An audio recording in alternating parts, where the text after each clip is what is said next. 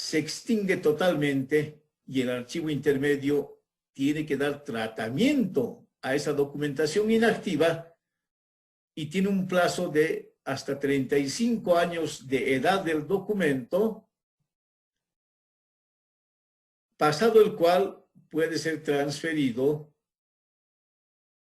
al archivo histórico. Pero no solamente tenemos que observar los distintos tipos de archivo y las transferencias primarias desde el archivo de oficina al archivo central y desde el archivo central al archivo intermedio y del archivo intermedio al archivo histórico, sino que tenemos que ver algo fundamental que cumplen todos los archivos: los servicios. ¿A quiénes sirve? El archivo central sirve a las personas naturales o jurídicas que conforman el universo externo, que son los que han generado el trámite, y a la vez también presta servicios a la entidad productora de los documentos, a nuestra institución. ¿Cómo se regula este servicio? Estimados diplomantes, ese es un derecho ciudadano. Por lo tanto, ese servicio se genera a través del artículo 24 de la Constitución Política del Estado, que es el derecho de petición. Pero no solamente es el archivo central el que genera ese servicio, sino también el archivo intermedio y el archivo histórico. Por lo tanto, es fundamental que los documentos que se producen como resultado de la gestión administrativa e institucional y se custodien en el archivo de gestión deban aplicar en todo su alcance lo que señala el artículo 237 de la Constitución, que dice a la letra que es obligación para el ejercicio de la función pública y por extensión, por supuesto, se aplica también en la institución privada, el de inventariar y custodiar los documentos propios de cada oficina, sin que puedan sustraerse ni destruirse. ¿Qué nos está diciendo la ley y la norma archivística? Que todos los expedientes que estén en nuestro poder deben ser debidamente inventariados, identificando en ese inventario a cada expediente en el que se señale quién es el peticionario, qué asunto ha tratado, cuándo ha empezado el trámite y cuándo ha concluido el trámite, y qué persona lo atendió positivamente, es decir, qué autoridad ha cesado el asunto. La atención efectiva del asunto puede ser con dictamen positivo o negativo. Sin importar esa condición, debe estar perfectamente asentada quiénes son los que han atendido efectivamente el asunto.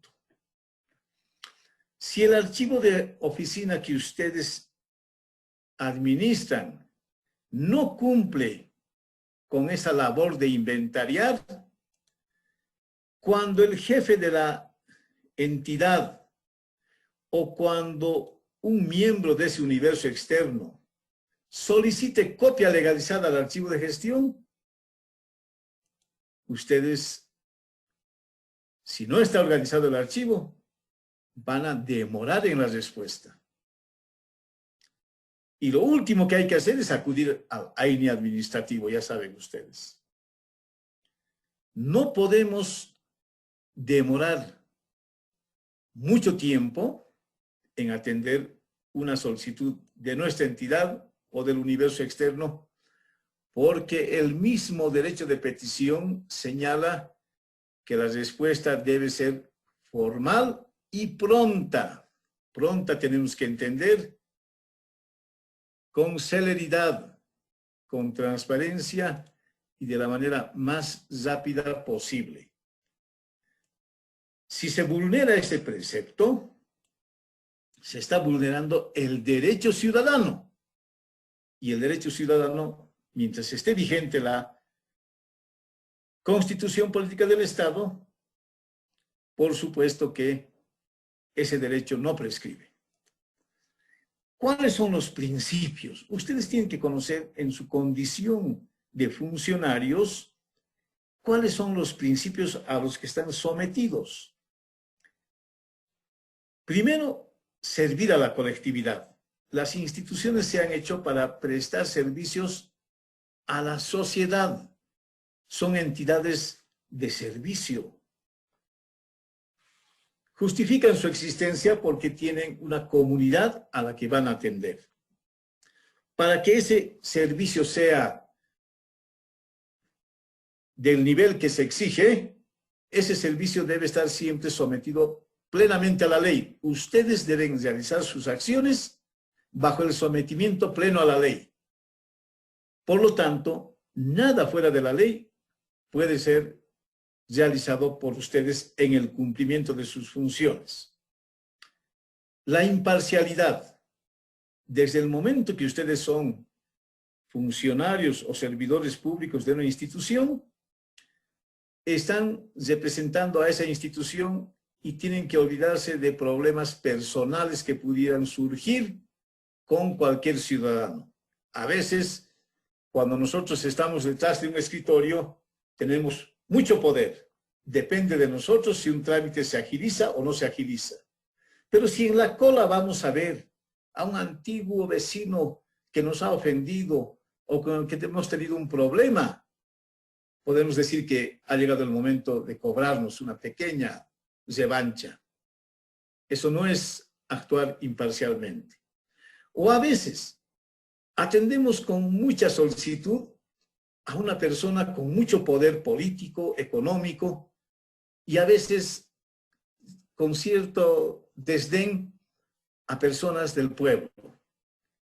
En la imparcialidad, todos son iguales ante la ley y tenemos que atenderlos de la misma manera a todos. La legitimidad. Todo debe estar enmarcado siempre en el Estado de Derecho. Todo tiene que tener esa sujeción plena a la ley.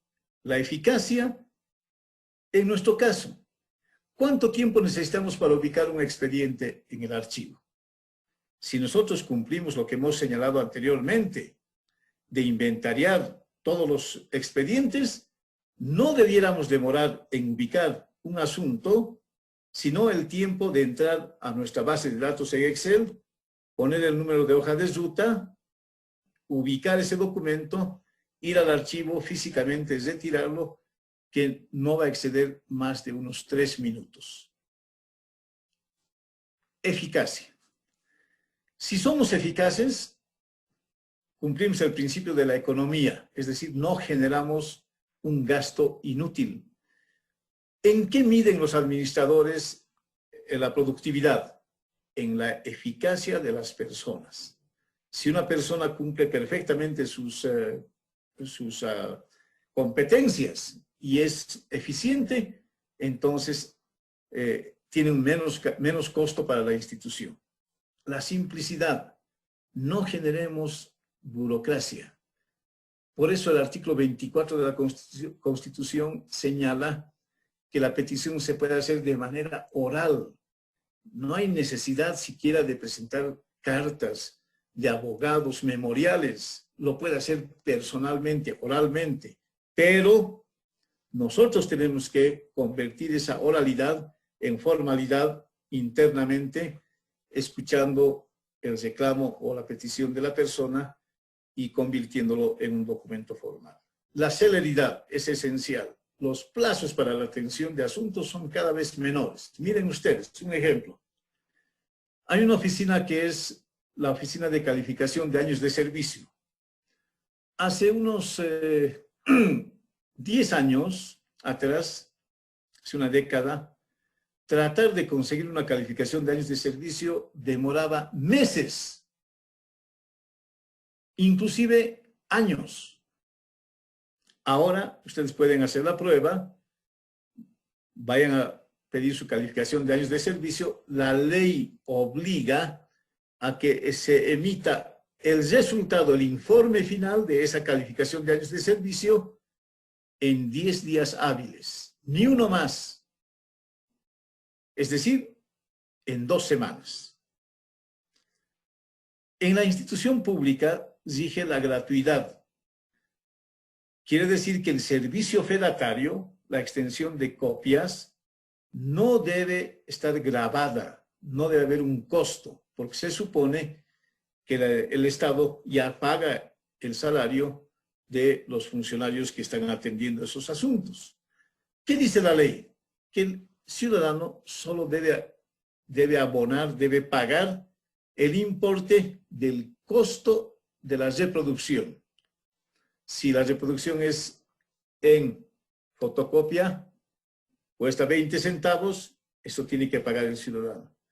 Si la reproducción se hiciera en un disco compacto, el ciudadano tiene que pagar el costo del disco, que debe ser 50 centavos. La proporcionalidad e impulso de oficio. Esto rige en aquellos casos en que uno no puede observar impasible si hay alguna irregularidad, tiene que ser proporcional en sus actos y tiene que generar iniciativa de oficio.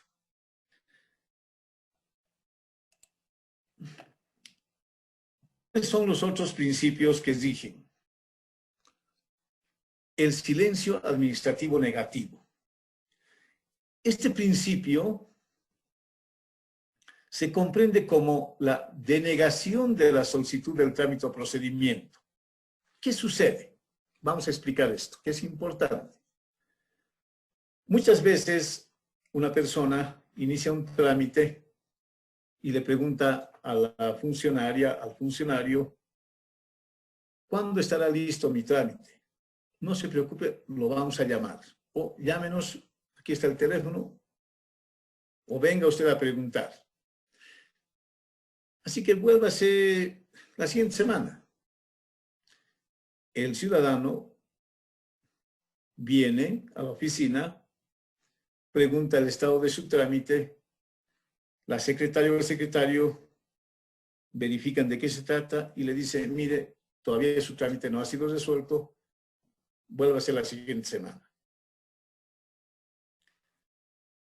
Y así pasaba el tiempo. La semana se volvió meses y al final ya nadie sabía qué hacer con ese ciudadano.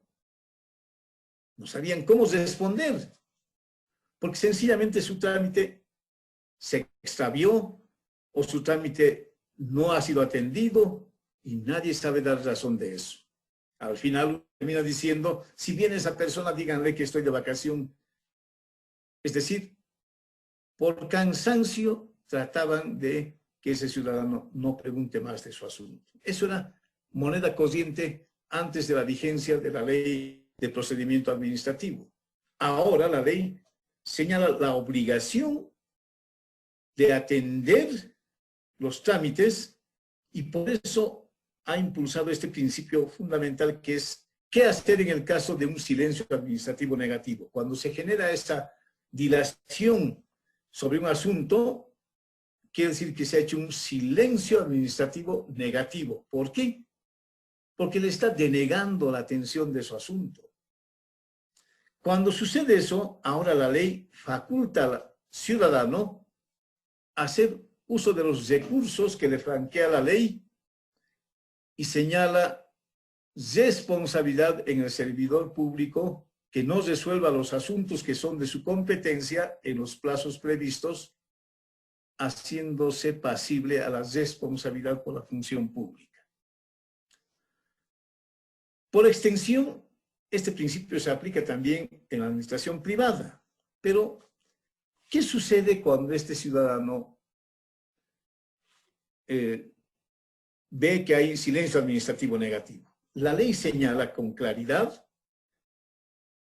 que si en 6 meses el ciudadano no recibe respuesta efectiva a su solicitud, debe darse por enterado que su trámite ha sido rechazado. ¿Y para qué le sirve eso?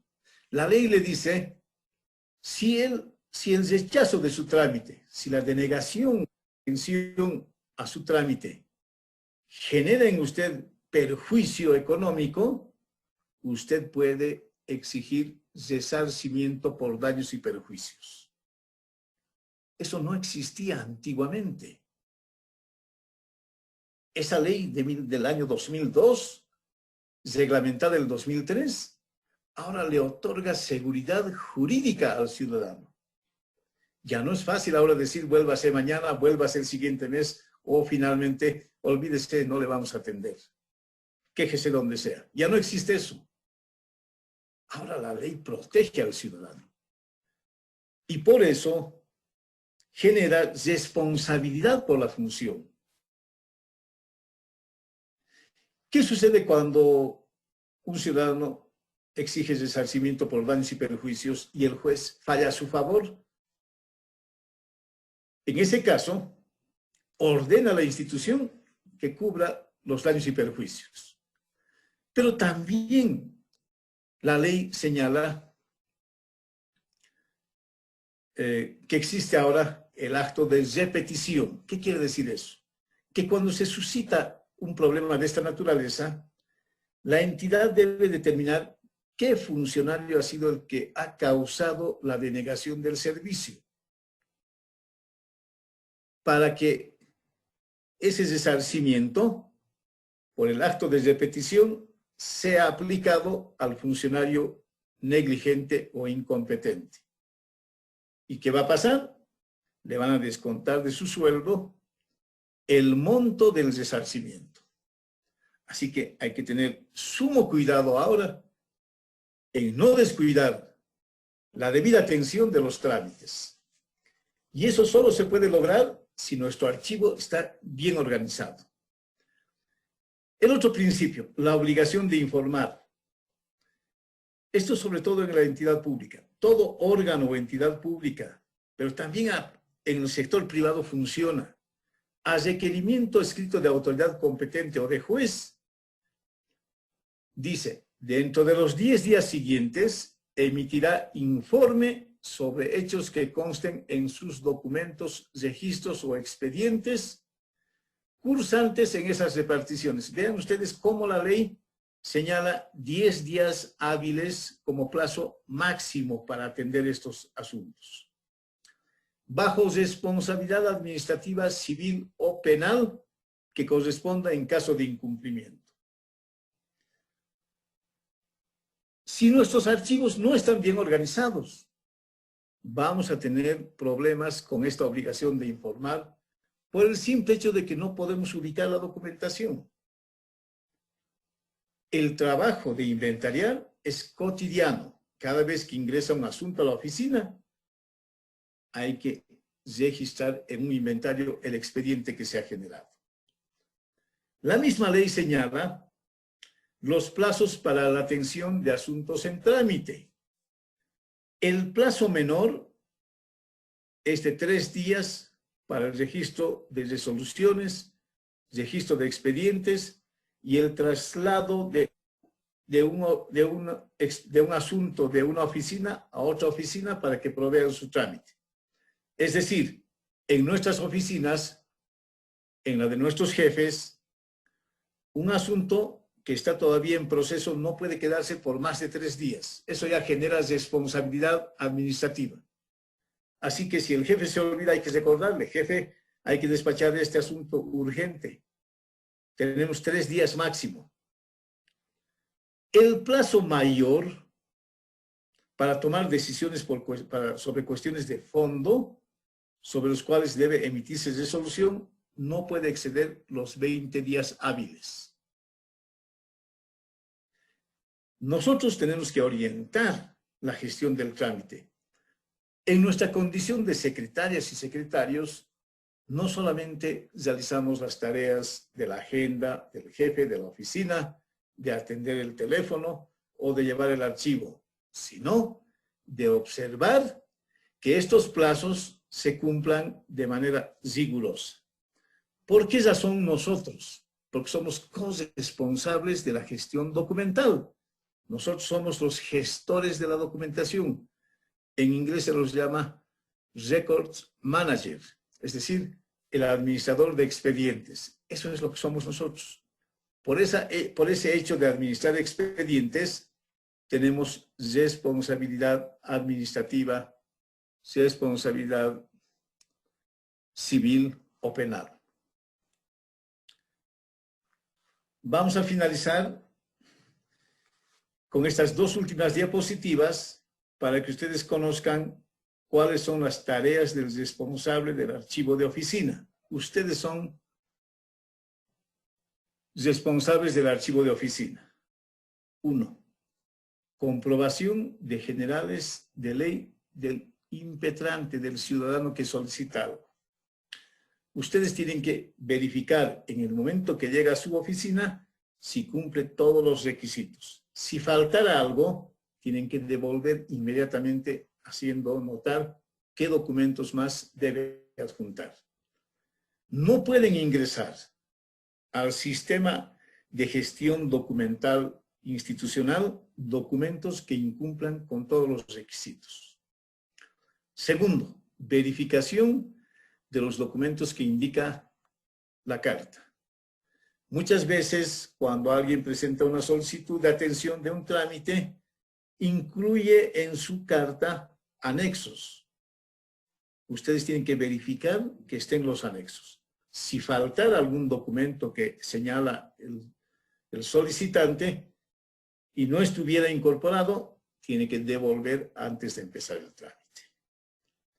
Constatación de la recepción mediante elementos legitimadores como sello con fecha, hora de entrega, firma y nombre del servidor público o privado que recibe. Estos expedientes son de gran valor porque contiene a su interior derechos jurídicos de las personas con las que nos relacionamos. Por lo tanto, tenemos que ser muy precisos para señalar cuándo hemos recibido, qué hora ha ingresado, a quién hemos entregado o qué persona está recibiendo, tiene que firmar. Cada funcionario debe tener un sello identificador.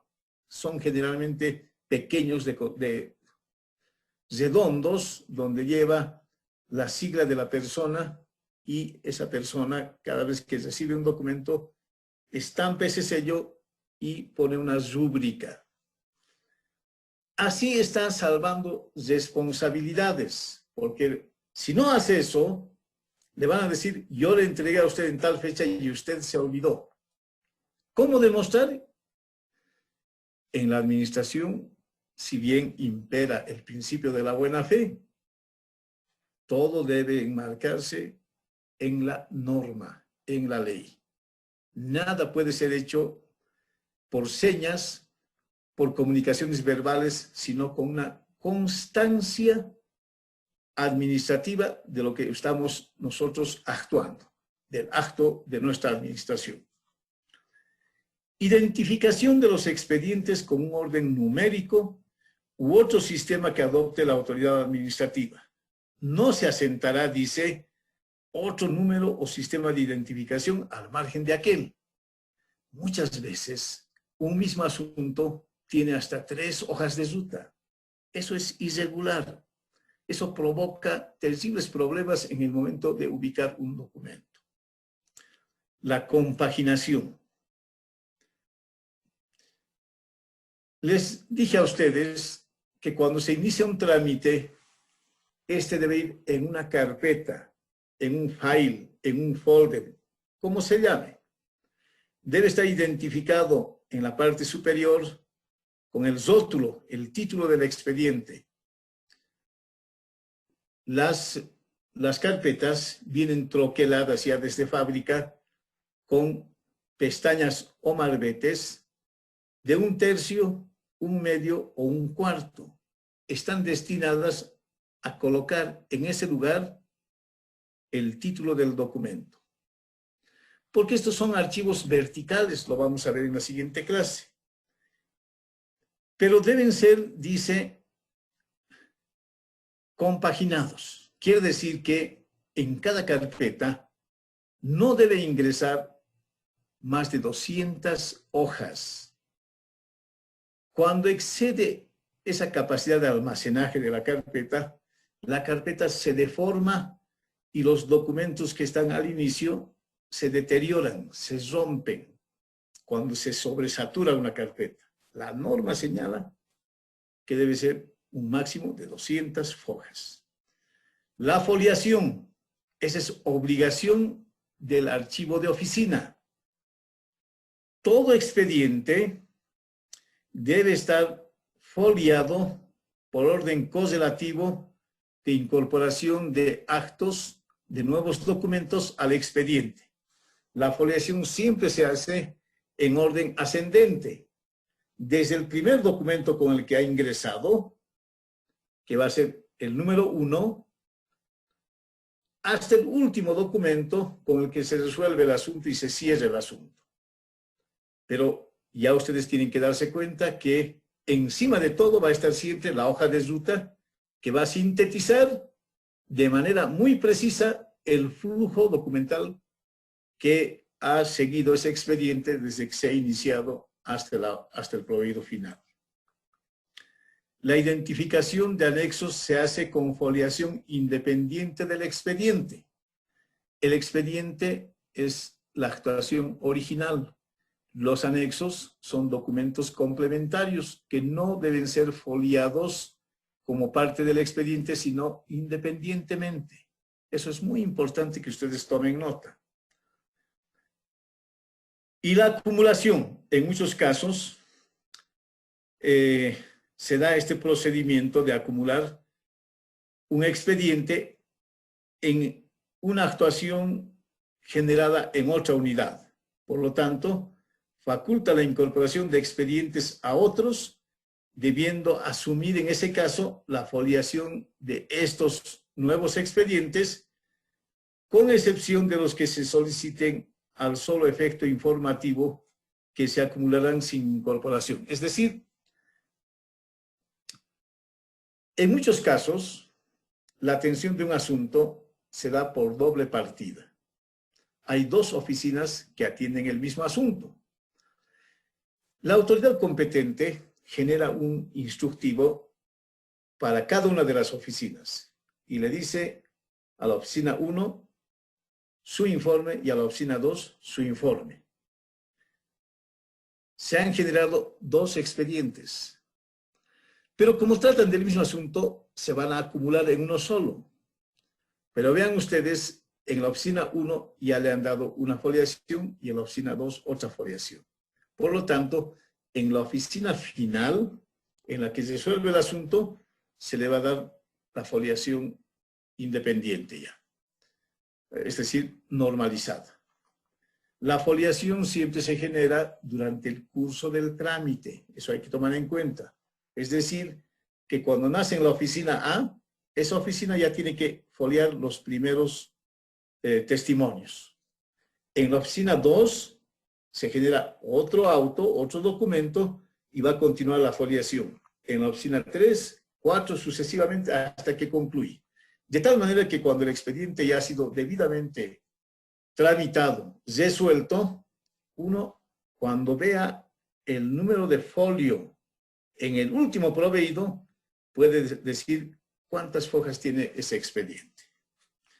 La ley señala que esa es obligación de cada archivo de oficina. El desglose. Muchas veces se autoriza el desglose, es decir, sacar parte del expediente para enviarlo a otro lugar. Si ese fuese el caso, tiene que haber una orden expresa, documentada, y será realizado siempre previa autorización de la autoridad a cargo del expediente. tiene que haber certeza en eso, porque si no sucede eso, podría presumirse que ha habido una sustracción de parte del expediente, es decir, un robo premeditado. Y eso genera responsabilidad penal.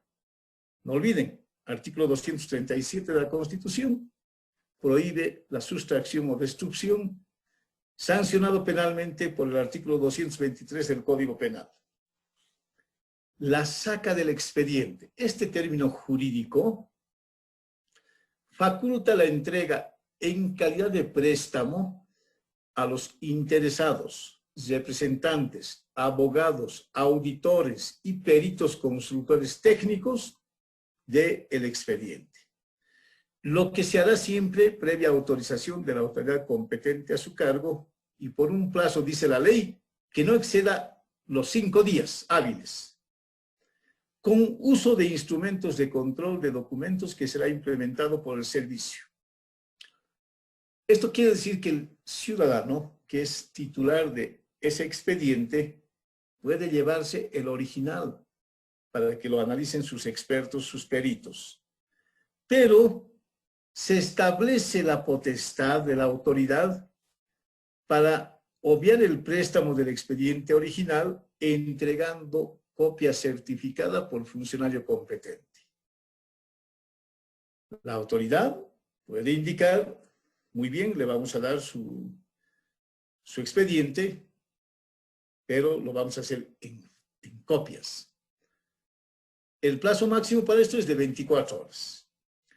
Con lo que se consagra el servicio fedatario en el archivo de oficina, que amplía la extensión de certificaciones y legalizaciones, las que serán, en el caso del sector público, gratuito, aunque, como dije ya anteriormente, los interesados deben correr con los gastos de la fotocopia de las piezas que señale, que serán extendidas en un plazo de 24 horas. En el sector privado, todo tipo de servicio está grabado. Por ejemplo, si ustedes quieren un extracto de su cuenta bancaria con los movimientos que ha generado, digamos, en el último año, los bancos tienen su propia normativa y le van a generar un costo por certificación. En el sector privado rige esa normativa. Inclusive en las universidades, por ejemplo, la extensión de una copia legalizada de un título académico fluctúa entre 80 y 120 bolivianos. En el sector público no.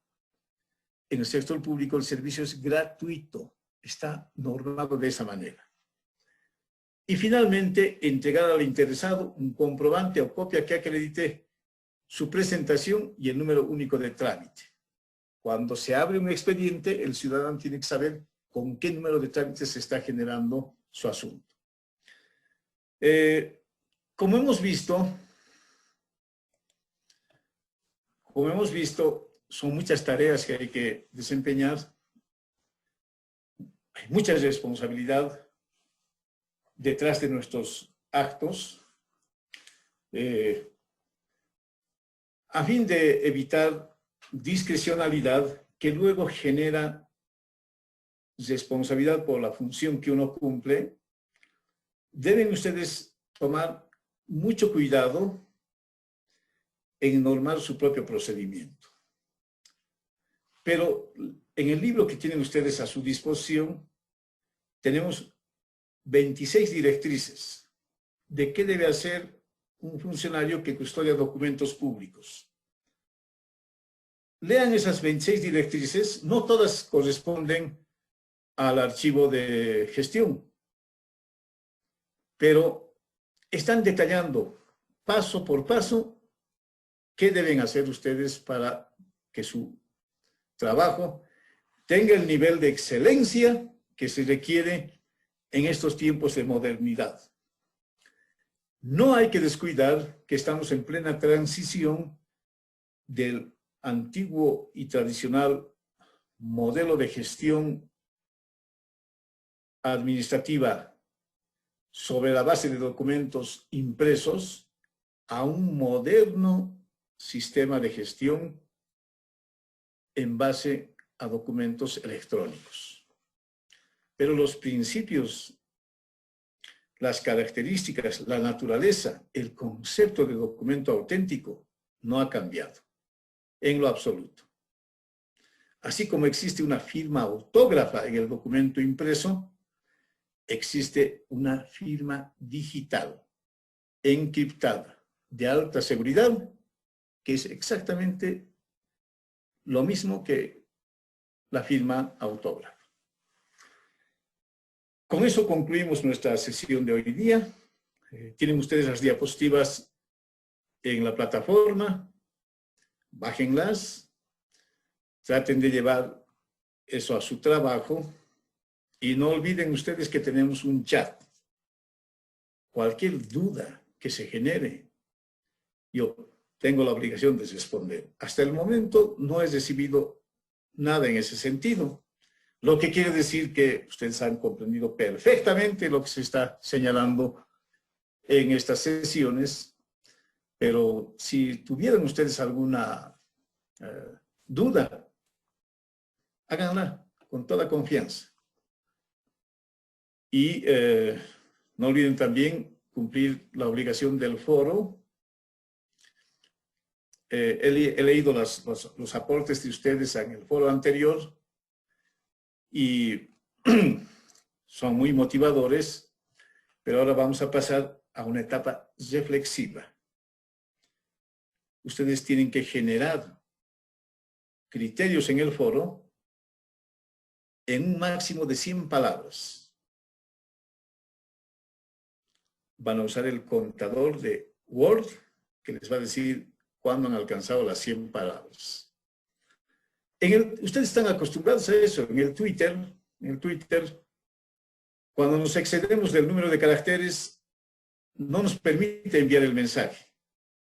¿No es cierto? Cuando excedemos el número de caracteres, ya aparece una advertencia en color rosado que mientras no cumplamos ese límite, no podemos enviar el mensaje. Lo mismo vamos a hacer con el foro.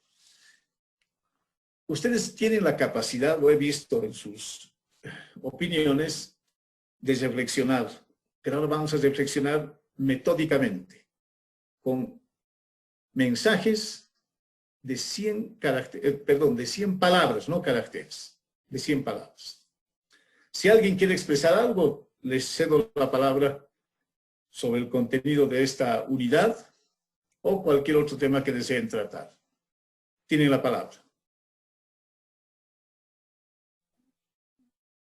Licenciado, buenas noches. Buenas noches, Erika. Le habla Daisy. Ah, Daisy. Daisy, claro. ¿Sí? Sí. Adelante, Daisy. Interesante lo que ha expuesto, Licen. Lo que quería hacer una consulta es cuando dice un documento debe contener lo que es la fecha, el CITE, todo eso, ¿no? Y por ejemplo, a mí me sucede en este caso de que elaboran, ¿te acuerdas? El CITE, ¿verdad? El orden que está saliendo la documentación. Pero ocurre que a veces mi jefe elabora un documento a veces de carácter emergencia, no sé, de que no sale con el CITE. Entonces ya varía ya y en ese momento sale otro, es decir, hoy sale un documento a horas 16, que es las 9, sale ese documento con el CITE número 20, digamos. Y es en la misma hora saca mi jefe otro documento sin CITE, pero yo ya le di o si no lo duplica, lo dice 20, lo saca el mismo CITE. ¿Cómo puedo solucionar ese caso, Luis? Muy bien, suele darse ese caso, pero no olviden ustedes que los jefes generalmente acuden a nosotros para que redactemos el documento final. Si se diera ese caso, antes de que firme el jefe o antes de que salga, hay que hacerle notar. Hay que hacerle notar y decirle, este CITE ya se ha emitido, por favor, cambie a este número. O decirle, no está llevando el CITE, nos van a observar. Simplemente hay que decir eso. Ahora, ¿cómo respaldarnos? Es importante que cada archivo de oficina tenga un reglamento específico. Ustedes elaboren de acuerdo a su propia experiencia y basándose en esas directrices que les envié en el libro, ¿qué tareas deben cumplirse en el archivo de oficina? ¿Qué responsabilidades tienen que asumir ustedes?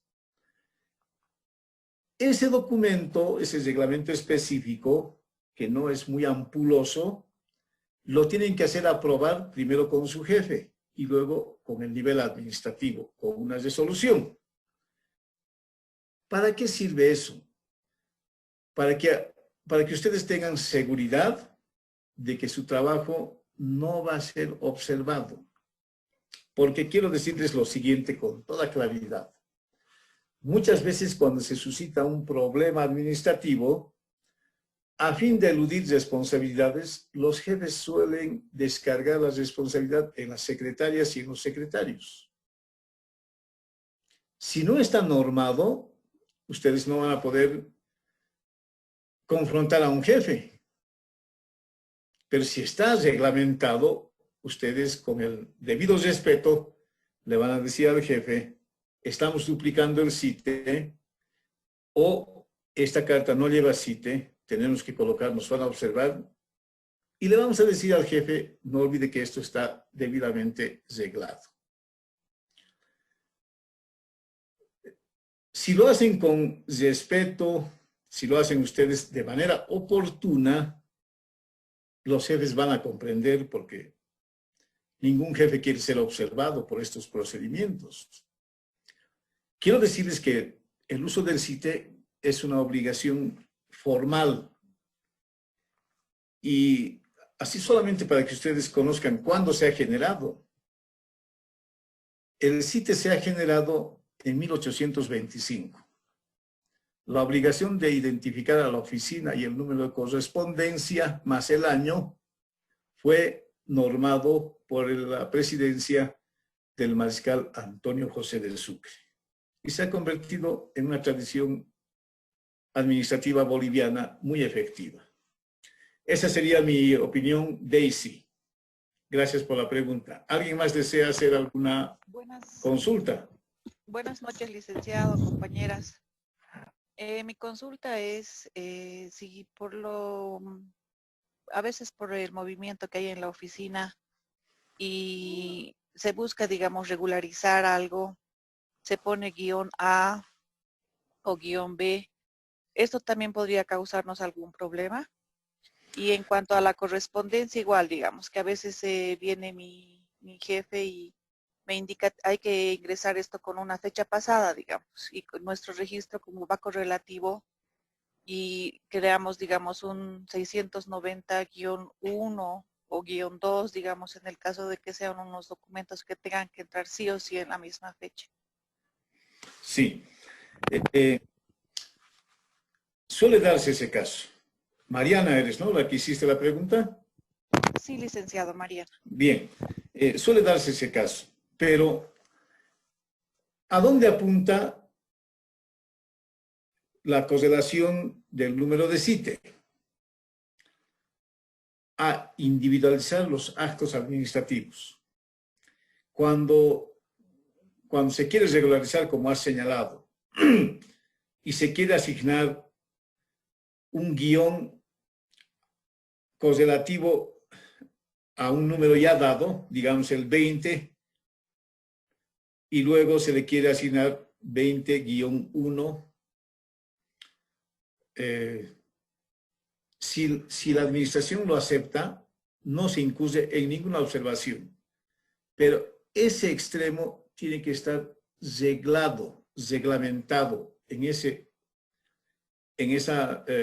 reglamento específico que les estoy recomendando que ustedes implementen con sus jefes conjuntamente, porque también a su jefe le va a salvar de responsabilidad. Tiene que estar mencionado que en casos de fuerza mayor en la que se deba reasignar un número de CITE, se usará el guión y el número que corresponda a fin de señalar que ese documento corresponde a ese día. Lo otro significaría que se está adulterando la fecha.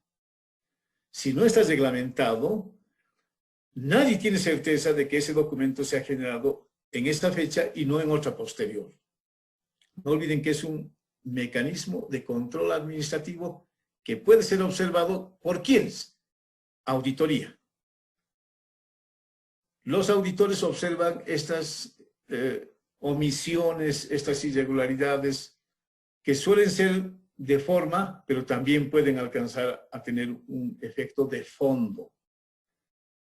Es mejor siempre poner estos problemas en un reglamento de tal manera que exista ya una justificación fundamentada que permita realizar esta regularización, si se quiere llamar de alguna forma, ¿no? Eso sería mi criterio. ¿Alguien más? Gracias, licenciado. Licenciado, buenas noches. Adelante. Y buenas Gabriela. noches, compañeras. Sí, en este caso, licenciado, me parece tan importante todos los puntos que se ha tocado, ¿no? Que nos ha impartido, licenciado. Pero me tengo una duda, ¿no? En este caso, todo documento para poder ser recepcionado tiene que tener la autenticidad y la firma autógrafa, ¿verdad, licen? En Así este es. caso, tuve conocimiento de un caso de que presentaron una nota, ¿no? A un ministerio y que esta nota no tenía esta firma autógrafa, ¿no? De la persona que se hacía responsable. Recepcionaron la documentación, pero no tenía esta firma y me llama mucho la atención de que se pueda recepcionar notas sin que tenga esta firma autógrafa, dicen. Es lo correcto poder recepcionar notas que no tengan esta firma. No, en las responsabilidades de los responsables del archivo de oficina está precisamente de verificar eso. Ya constituye una irregularidad que se hubiese recibido esa correspondencia sin que esté firmada. Porque, ¿qué quiere decir que una correspondencia no esté firmada? Que nadie está asumiendo responsabilidad por ese acto administrativo. Lo que corresponde en ese caso es devolver el actuado con un proveído que indique el documento no lleva firma. O, si no se quiere llegar a ese nivel, agarrar el teléfono, llamar y decir, licenciado, señora, señor, ha olvidado firmar su documento. Es una simple omisión de la persona. Pero esa omisión se puede convertir en irregularidad administrativa si es que nosotros recibimos y ponemos sello de recepción a un documento que no tiene valor legal. De hecho, si no lleva firma del responsable, no tiene valor legal. Entonces, no se puede recibir. Hay que devolver. Hay que subsanar esa omisión lo más rápido posible. Y hay que hacer conocer siempre eso cuando ya sea necesario al superior jerárquico. Nada de lo que hagamos tiene que estar sujeto a la discrecionalidad. Es mejor tomar esa decisión de hacer una llamada, si es en la misma oficina, y decirle a su secretaria, tu jefe se ha olvidado firmar, ven a recoger este documento, lo haces firmar y lo devuelves. Pero recibirlo y hacer que corra el trámite, ese ya es una responsabilidad administrativa que va a afectarles a ustedes.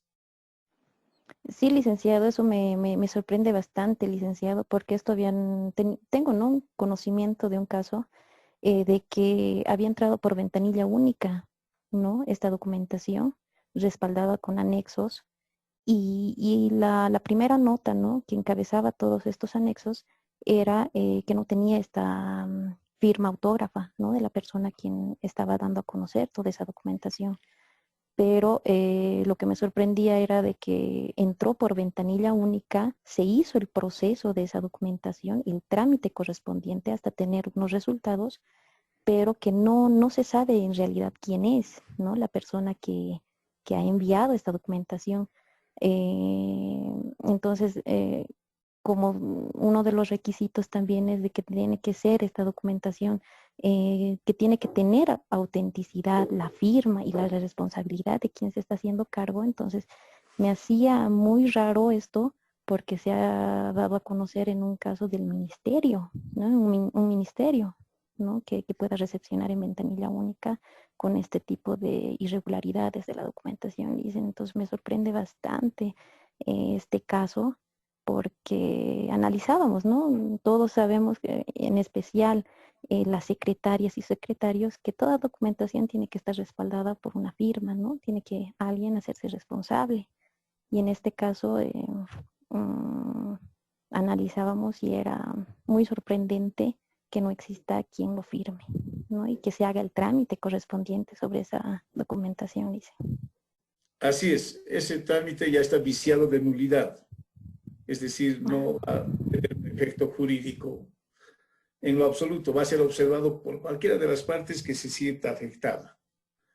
Ese Ajá. trámite debe ser devuelto.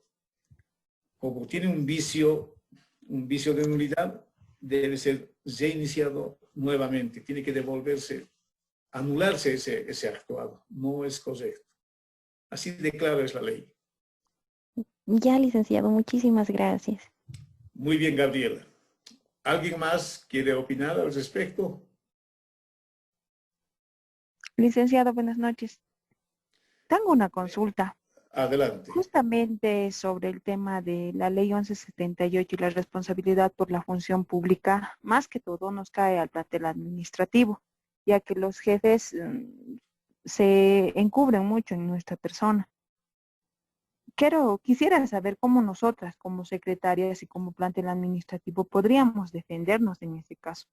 Como anteriormente mi compañera habló, hay casos de que entra por ventanilla, digamos, como la anterior compañera habló, que por X o Z motivo nosotros no recepcionamos, pero está a nuestro cargo.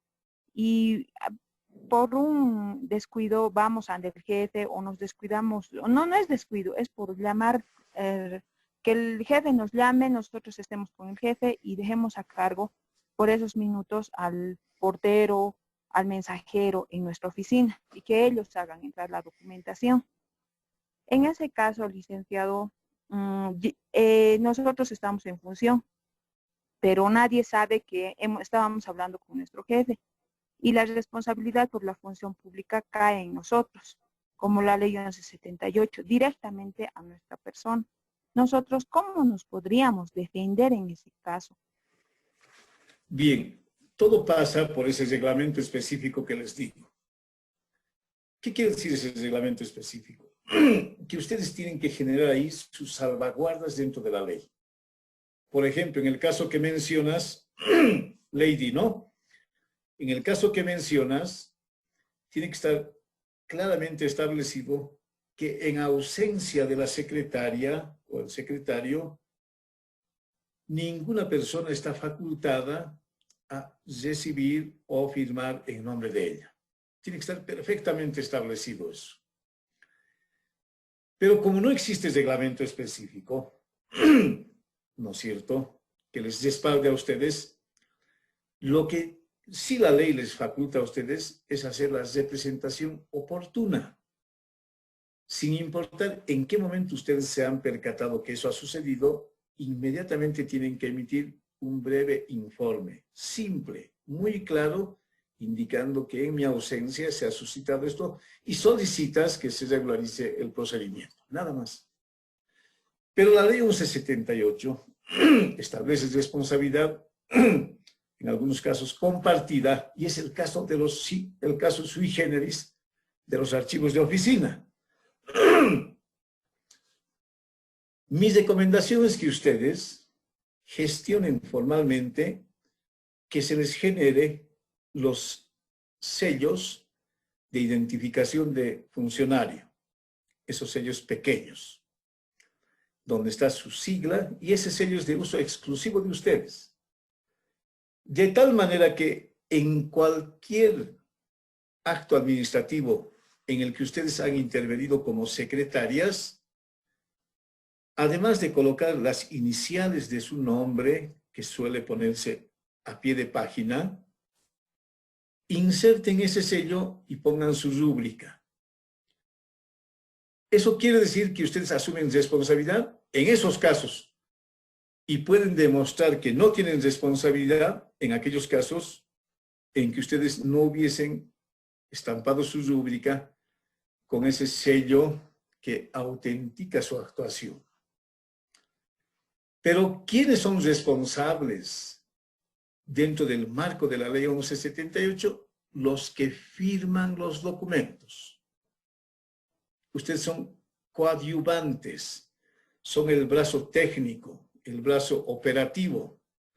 Tienen responsabilidad compartida. Pero en estos casos como el que me explicas, se ha suscitado algo en ausencia de la secretaria. Por lo tanto, para evitar esos problemas, hay que usar esos sellos que están aceptados en la administración pública o privada.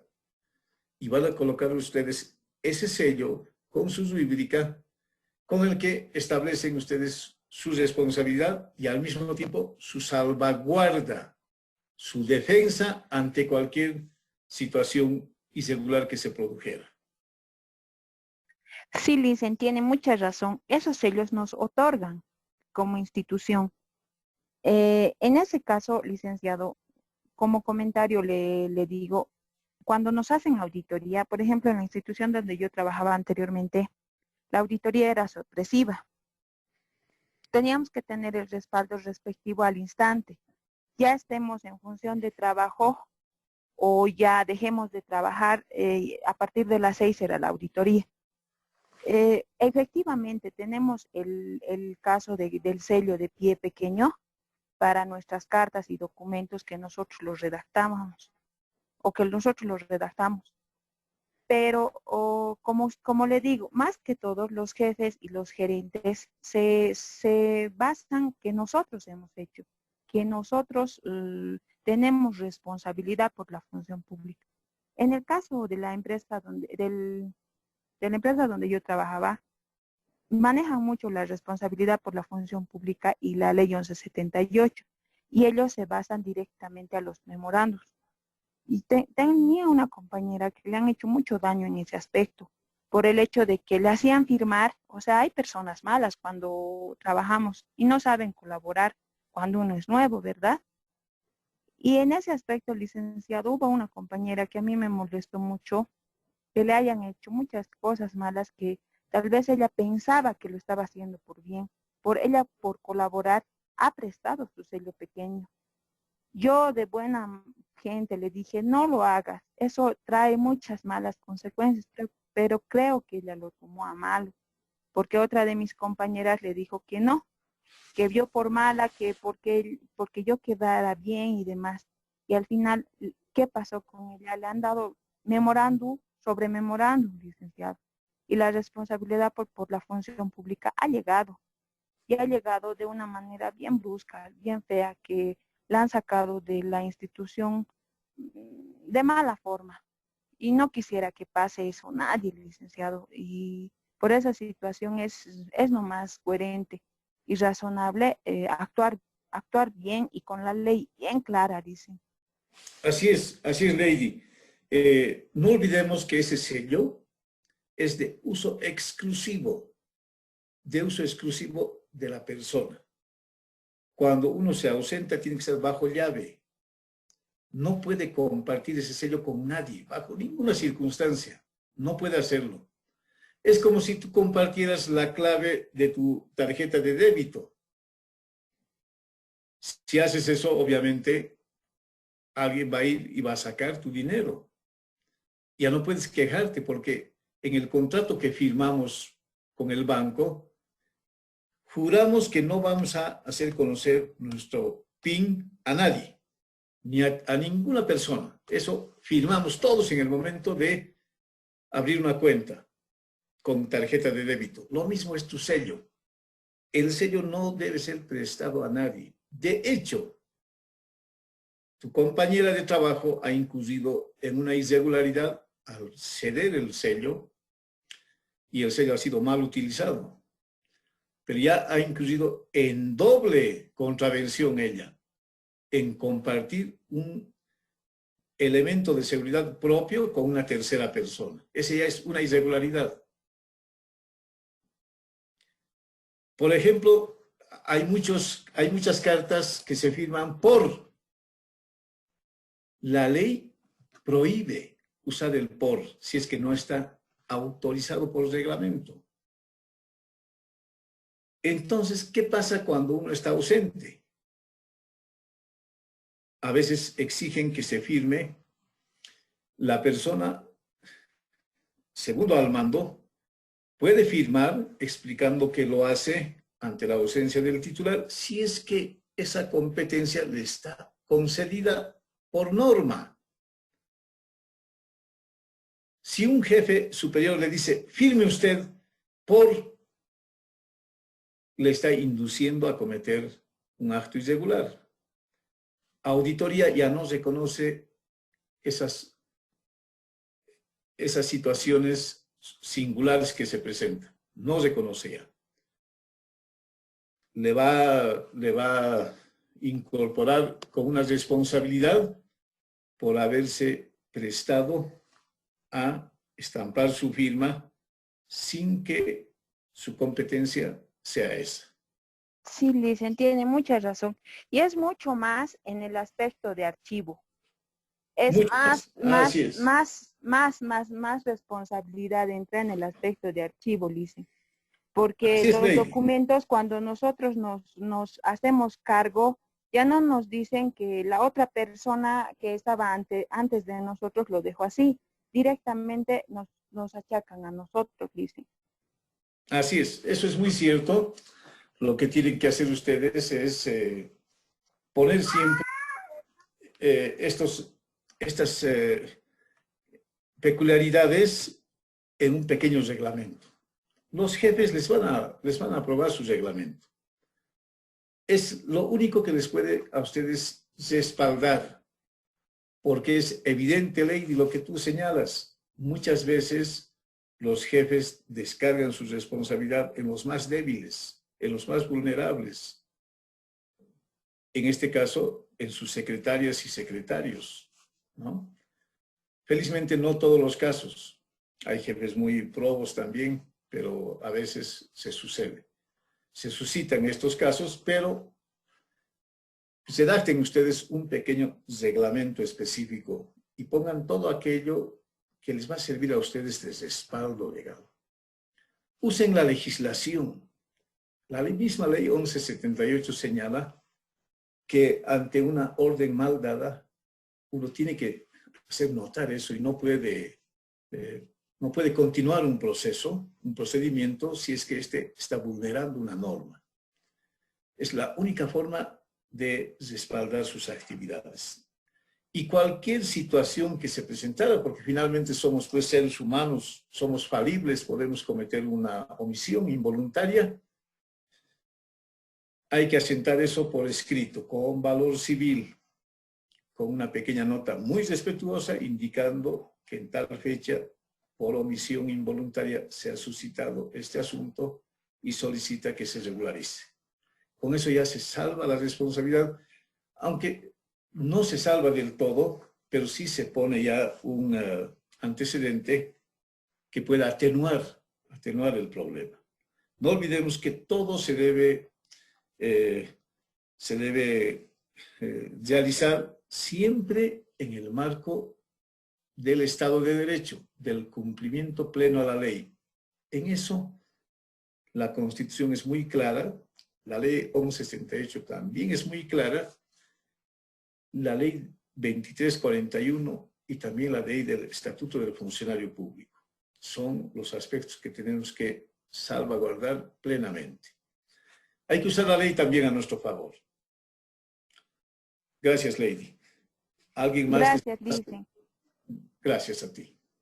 ¿Alguien más, estimadas diplomantes, estimados diplomantes? Licenciado, buenas noches. Quería Buenas hacerle una noches. consulta. Dime, Mari. Por ejemplo, en la empresa donde yo trabajo, una compañera lo había dejado toda una gestión, la documentación está fallada, falta documentación y varias irregularidades que hay. Sin embargo, cuando yo ingresé, antes de, digamos, de firmar el memorándum de asignación, di a conocer estas falencias porque me puse a revisar un poco y siguió su proceso. Sin embargo, me dieron el puesto, o sea, vía rotación, tuve que aceptar, pero di a conocer, siguió igual su proceso, hasta instancias superiores. La funcionaria no lo arregla, ya son 3 años, o sea, no hay ni un arreglo. Y al registrar la documentación, incluso hay los números de registro, están erróneos, incluso hay espacios en el cuaderno de registro que me llaman, ¿no?, la atención. Yo alguna vez le había preguntado por qué se había guardado y me indica que su jefe le ha dicho que guarde esos números en el registro de documentos y no, a la final no se han llenado esos cuadros. Di a conocer todo eso como precedente, pero la funcionaria creo que tiene conocidos, ya son 3 años, no lo regulariza, ha ido hasta, se podría decir, hasta el Ministerio de Educación, pero tampoco, o sea, hasta hoy en día, licenciado, nada. Yo sigo insistiendo nuevamente con las autoridades de donde yo trabajo, pero, o sea, no se ha regularizado nada. En ese caso, Lice, ¿qué, digamos, se podría hacer? Eso. Yo pienso, Mari, que has hecho lo que tenías que hacer. Cuando se suscita un reemplazo, la ley señala que la oficina se entrega con inventario. En el inventario debe constar qué correspondencia están dejando y cómo está esa correspondencia. Pero en el caso tuyo, has observado que han habido serias falencias, irregularidades, etcétera, etcétera, y has emitido un informe. Con eso has salvado totalmente tu responsabilidad. Si no atienden o no dan curso, ya escapa a tu propia voluntad y a tu buena fe. Por lo tanto, ya sería inútil que sigas exigiendo respuestas. Tú has cumplido con tu obligación y lo que sí tienes que hacer constar es qué cosas has recibido. ¿Qué cosas has recibido? De tal manera que si se presenta una solicitud de una actuación de esos años y no encuentres el documento, nadie podrá generar responsabilidad hacia ti porque has advertido en su momento, de manera oportuna, que el archivo estaba incompleto y desorganizado. Pero tampoco lo conviertes en un tema personal tuyo. Y has hecho lo que tenías que hacer. Te han sellado la recepción de tu informe y hasta ahí es lo máximo que pueden pedir de ti en responsabilidad. Ellos ya tienen que generar responsabilidad hacia esta otra persona y si no lo hacen, ya ellos asumen responsabilidad, pero no tú. Tú has cumplido lo que tenías que cumplir y yo te recomiendo más bien que ya no insistas más porque van a pensar que tienes algo personal con esa persona. Que tienes algo que te motiva, que te está motivando a continuar observando esta situación. Y ya lo has hecho una vez, está muy claro, ese tu documento es tu respaldo y cierra el asunto ahí. Y obviamente tu archivo estará impecable y cuando alguien venga a colaborar contigo, le enseñes cómo se debe hacer un archivo. Y lo otro, ya pues ponlo en tu anecdotario, pero ya tienes el respaldo de lo que debías hacer, lo has hecho y termina eso, en mi criterio, en ese nivel ya donde se encuentra. Está bien, Lice, muchas gracias. De nada, Mari. Hay temas así, de esa naturaleza, que hay que resolverlos, sin duda alguna. No olviden ustedes que custodiar un archivo significa custodiar la fe pública de la institución. Significa que ustedes están custodiando lo que llamamos nosotros la memoria institucional. Significa que ustedes custodian los actos administrativos que se han desarrollado. Y tienen que ser celosas y celosos y enmarcar todo en lo que señala la ley sustantiva, la legislación nuestra, pero también lo que señala la teoría archivística.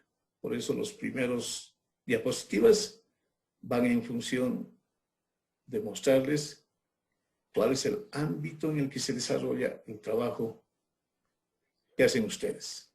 El trabajo que hacen ustedes no es reconocido por la sociedad. No es relevante aparentemente para la sociedad.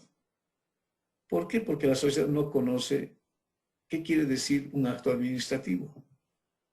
Nuestras autoridades sí. Las autoridades conocen porque se han formado para administrar una institución. Y ustedes ahí tienen que ser su brazo operativo orientador. La parte técnica no conocen los jefes, salvo excepciones. Ustedes dominan ese campo. Ustedes se están formando ahora en un nivel de posgrado. Ya su conocimiento no tiene que ser solamente técnico. Su conocimiento tiene que ser también lo más próximo a la ciencia archivística. Ustedes tienen ese desafío. Ustedes son 43 personas. Pero ¿cuántos administran los archivos de gestión en nuestro país? Miles. Miles. Ustedes son un grupo selecto. Ustedes forman parte ahora de una élite, en el sentido académico, es decir, un grupo reducido de personas que manejan la ciencia. Así que me place mucho que ustedes asuman con esa responsabilidad su tarea. Las felicito y los felicito. ¿Alguien más desea hacer uso de la palabra? Licenciado, sí, yo, por favor, soy Melania. ¿Cómo está, licenciado? Excelente su exposición porque nos ha hecho comprender el valor del archivo, de los documentos que cada institución tiene, y también tenemos que autoevaluarnos como secretarias qué clase de trabajo estamos realizando en nuestras instituciones. Si de verdad somos eficientes, eficaces, como usted lo ha dicho, o no. Creo que desde ahí va a partir para que nosotros mejoremos y perfeccionemos nuestro trabajo. Y también compartir e impartir estos sus conocimientos que usted nos está dando a todas las colegas, y tal vez en algunas instituciones unificar el sistema de archivo para que cuando, por ejemplo, en las unidades educativas, todos realizan como pueden. Pero si tendríamos una unificación de archivos, yo creo que más, cuando siempre hay cambios, cuando hay algún problema o por el mejoramiento que solicitan las secretarías, se cambian de establecimiento. Pero siempre atravesamos por esos percances, licenciado, porque no están adecuadamente a veces los archivos, ¿no? Y entonces yo creo que con esto nos da una nueva visión, licenciado, para poder hacer un reglamento tal vez de la forma de unificación de los archivos en las unidades educativas, para que no se suscite esta clase de problemas y cuando vayamos ya a otra unidad educativa, entonces continuar con el mismo trabajo, porque vamos a estar unificados, o sea, no va a haber dónde perdernos en encontrar un documento. Excelente su exposición, muchísimas gracias, licenciado. Creo que de poco a poco estamos abriendo más nuestros ojos hacia la tecnología, hacia estos nuevos retos y desafíos que es para las secretarias, licenciado. Muchas gracias. Muchas gracias, Melania. Tus palabras son muy esclarecedoras para comprender el alcance de la función de la secretaria, del secretario en las instituciones. Esto me lleva a recordarles a ustedes que tienen que entregar un trabajo al final de este módulo. Ya están las directrices en la plataforma, entonces ustedes tienen la oportunidad de aportar también con su propio conocimiento a mejorar la administración de los archivos. También tienen la oportunidad de que en su monografía final puedan abordar estos temas que está mencionando Melania, que ya trascienden al interés personal y van a abordar más bien estas necesidades de normalización en los sectores como el de educación, que entiendo sin duda suele ser caótico por la excesiva movilidad funcionaria que existe en esa repartición del Estado. Y una monografía que proponga un reglamento específico para los archivos del sector educativo sería sin duda alguna un aporte muy valorado por la comunidad interesada. Felicito a todos ustedes por el interés que están mostrando con dignificar su profesión. Ser secretaria, secretario de una entidad requiere un conocimiento muy preciso de la institución en la que servimos, pero también requiere de que pongamos a prueba nuestro conocimiento como secretarias y nuestro conocimiento de lo que significa administrar memoria institucional. Ustedes tienen que ganarse ese reconocimiento poco a poco, paulatinamente. Créanme que en esta labor, se los mencioné en algún momento, nadie le presta atención a esta digna profesión del secretariado ejecutivo, ¿no? Y por eso nosotros, desde la Biblioteca y Archivo Histórico de la Asamblea Legislativa Plurinacional, ya hace 5 años atrás, hemos generado una actividad específica dirigida, esta actividad dirigida exclusivamente a las egresadas y a los egresados de los institutos técnicos como el ITECA, que forman recursos humanos que mañana se van a hacer cargo de los archivos institucionales.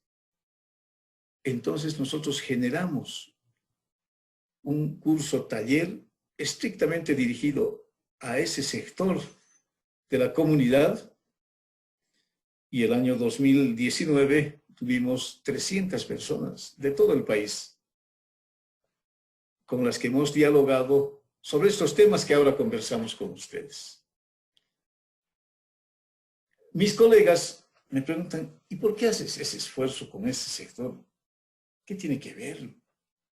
¿Para qué te cargas tanta tarea? Y es verdad, nadie nos obliga a hacerlo. Nos van a pagar nuestro sueldo, hagamos o no hagamos eso.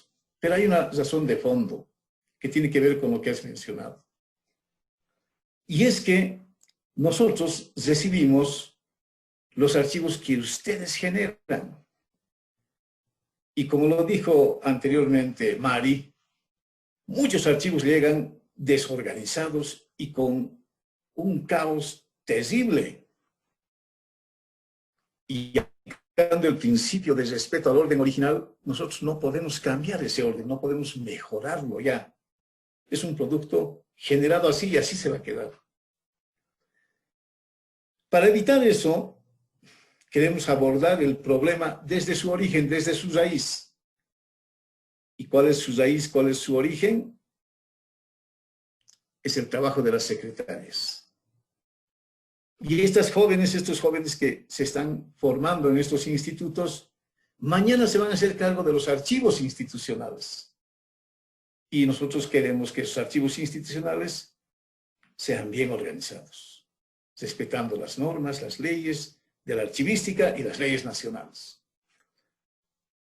Y por eso también acepto compartir con ustedes este diplomado apoyando a Claudia, para mejorar siempre el trabajo, ¿no? Así que gracias por las reflexiones. Pero ustedes tienen la oportunidad de aportar con sus monografías en distintos aspectos.